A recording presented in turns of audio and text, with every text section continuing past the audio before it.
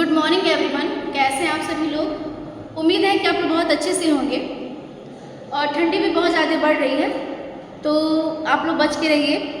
आज हम पढ़ेंगे कबीर वचन भाग 2। भाग 1 में मैंने 4 दोहों को सम्मिलित किया था और भाग 2 में भी मैंने 4 दोहों को ही सम्मिलित किया है। तो आप सभी लोग कॉपी बुक लेकर बैठ जाइए ताकि इसको समझने में आसानी रहे। ठीक है, आइए चलते हैं हम 5वें दोहे की तरफ। दिया है कि उठा प्रेम उठा बगुला प्रेम का, तिनका चढ़ा आकाश, तिनका तिनके से मिला, तिनका तिनके पास। अब यहाँ पे दिया है कि ये कबीरदास का प्रसिद्ध दोहा है जिसका अर्थ है कि जब मन में ईश्वर, बगुला का अर्थ यहाँ पे ईश्वर से है कि जब मन में ईश्वर रूपी प्रेम जागृत होता है। बगुला का अर्थ यहाँ पे ईश्वर, आत्मा और परमात्मा दोनों से बताया गया है, तो आप लोग कंफ्यूज मत होइएगा कि उठा बगुला प्रेम का, तिनका चढ़ा आकाश। कबीरदास जी कह रहे हैं कि जब हमारे मन में ईश्वर रूपी प्रेम जागृत होता है तो आत्मा यानी कि आत्मा रूपी बगुला हल्की होकर प्रेम के साथ तिनके चढ़ाकर तिनके जैसा आकाश में उड़ जाता है। आगे दिया है कि जब मन में ईश्वर रूपी प्रेम जागृत होता है तो आत्मा हल्की होकर प्रेम के तिनके के साथ आकाश की ओर उड़ जाती है। तिनका तिनके से मिला, जब आत्मा और परमात्मा एक दूसरे से मिलती है तो तिनका तिनके पास, वह दोबारा उसी आत्मा और परमात्मा में जाकर मिल जाती है। यानी कि इस अगर शाब्दिक अर्थ इसका बताया जाए तो इसका अर्थ ये होगा कि जब हमारे मन में ईश्वर रूपी प्रेम पैदा होता है तो हम आत्मा और परमात्मा को भी भूल जाते हैं और हम उसमें समाहित भी हो जाते हैं। इस देश दुनिया से हमें कोई मतलब नहीं होता है।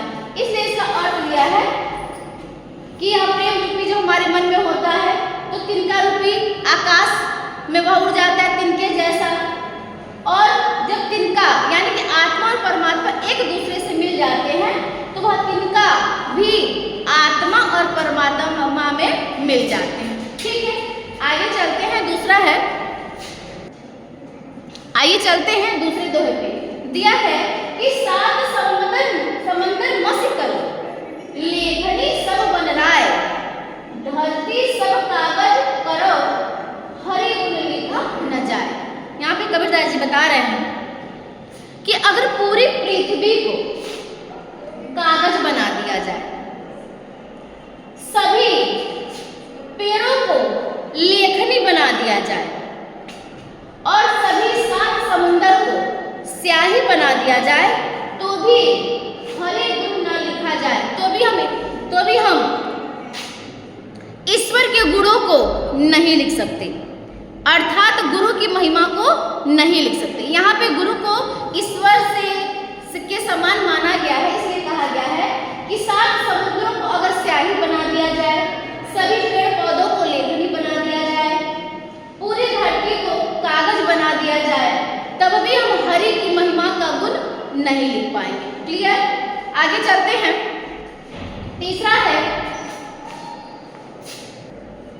अब हमारा तीसरा दोहा है कि माटी कहे कुम्हार से। कबीरदास जी कह रहे हैं कि मिट्टी कुम्हार से कह रहा है कि तू क्या रोदे मोए, तू मुझे जिस तरह रोद रहा है, एक दिन ऐसा आएगा कि मैं रोदूंगी तोए, मैं तुझे रोद दूंगी। मतलब आज तू मुझे जिस तरह से कुचल के मुझे कुचल रहा है, एक दिन ऐसा समय आएगा कि मैं भी तुझे कुचलूंगी। इसका भाव ये हुआ कि जो मनुष्य का शरीर है वह नश्वर है और जब वह मरता है तो अंततः इसी मिट्टी में मिल जाता है। इसलिए हमें मोह माया से दूर रहना चाहिए, क्योंकि राजा हो चाहे वो रंक हो, सभी का अंत इसी मिट्टी में होना है।